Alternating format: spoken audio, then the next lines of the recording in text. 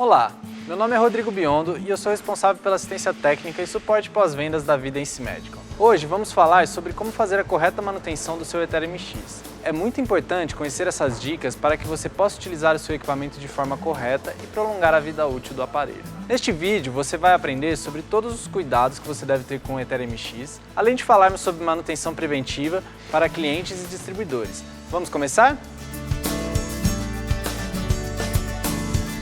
Em condições normais de uso, a base ótica não entra em contato com regiões de mucosa ou tecidos expostos.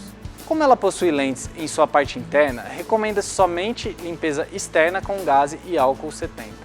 No caso da necessidade de esterilização da base ótica, tendo em vista o risco potencial de contaminação, o procedimento de esterilização deve ser feito através de ETO, óxido de etileno, ou vapor ionizante frio, de modo a não causar danos às lentes e partes óticas integradas. Jamais utilizar autoclave ou outras formas de esterilização não recomendadas no caso das bases óticas.